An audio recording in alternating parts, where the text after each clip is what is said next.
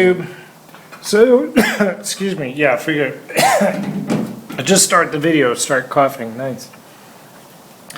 So, my brother-in-law came up from Georgia and helped me out with the car. And was being unhelpful in other ways, like he scrambled up my sockets and wrenches, like just exchanging a bunch of sizes and mixing them all up. So that made my toolbox difficult to use. And once I started using it, take a socket out, like, no, that doesn't fit, and go to put it back in its spot, and there's something else there. And yeah, he finds that kind of thing amusing. And then he kicked over a thing of brake fluid all over my floor. So I didn't find that amusing either, although we didn't do it on purpose. But he's one of those, hey, I'll help take you 5 steps forward while I bring you 3 steps back. So it's a 2-step gain, so you should be happy and thankful that I'm helping at all, I suppose. But geez. Anyway, on with this. Bad proportioning valve. There's this little button that you're supposed to be able to easily press in for when you're bleeding the front brakes, according to the manual.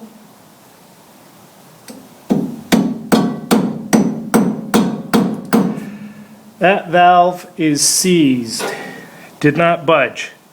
So that would explain my peculiar braking pattern, where it just, the pedal isn't spongy anymore. I fixed that by replacing a line that was leaking. But the braking doesn't feel effective. Like it's just, like your brakes aren't that strong. So, and I think that would explain a lot of that. If my valve isn't moving, yeah, it's still not moving. So that's pretty much seized. So that's a new proportioning valve. So I don't have any leaks. I have a bad proportioning valve.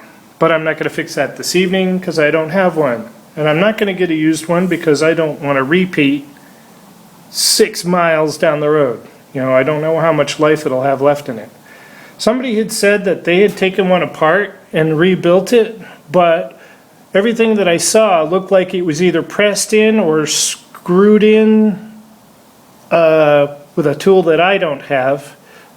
I was looking at this, nothing really I can take apart. So, getting a new one. And it's brakes, so I should just be getting new stuff anyway. I am going to replace the e-brake cable because I don't want to have brakes that are good enough. So I want them to work. So I've got another problem I'm troubleshooting. It's bogging under load. The car will start. It starts kind of rough. It idles fine once it warms up. But once I put the engine under a load, it bogs out. Like it's too lean, that kind of thing. So I'm going to test for leaks. Like I'm going to make sure that all my bolts are cinched down tight. I'm going to block off any other hoses. That's probably a mistake, but if I find an opening, I'm just going to block it off with a hose and a fitting or a screw or something, just to block off the vacuum. I'm also going to reset the timing. I had pulled the vacuum line off the vacuum advance, but I did not block the vacuum line. So I don't really see where that makes a difference. Maybe it would make a difference on some kind of sensor here at the carburetor, but I don't know. We'll see. Like I said, I'm just going to block off every hose, every line in. My idle solenoid is fine. It does its job. Nothing really when the car is running. When you turn the car off, it allows the throttle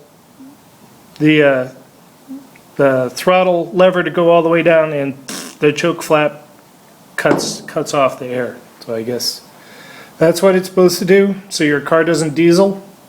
My understanding of exactly what's going on there is sketchy, but that's what it's supposed to do, keep your car from dieseling. So when you turn the key off, it turns off the idle. So that's what I'm doing this evening. Actually happy to be out here because I just feel like a lump when I don't work in the shop.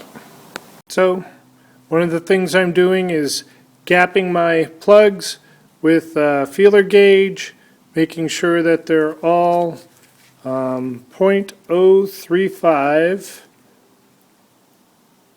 and that's pretty good.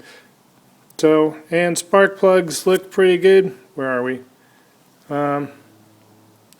So, not crusty, not carbon, not wet. So, well, spark plug 1, but they're all going to get the gap and check treatment. So you won't be able to see her very well, but I just started her up and backed her out. So she's warming up right now. And this is actually the smoothest I think I've ever heard her just warming up. So who knows, maybe I did something right, I don't know. I only found one line that wasn't blocked, vacuum line, so I plugged it. It was on some piece of the engine I can't identify. So I was gonna see how her timing is once she gets revved up, and I was gonna see if her bogging down thing still happens. I did gap all the spark plugs. They look pretty good, although I think I'm just gonna replace them all.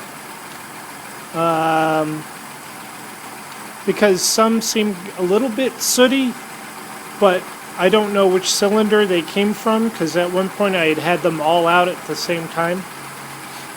Yep, she's warming up. So, I don't know. Still working. Okay, so this car is supposed to have some crazy low RPM idle. So she's sort of there now, I guess. I remember idling a little higher, or you know, the one I had before. But this is my symptom.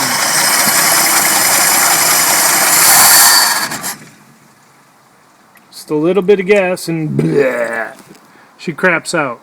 So I know you guys know what that is. I don't. I am confused.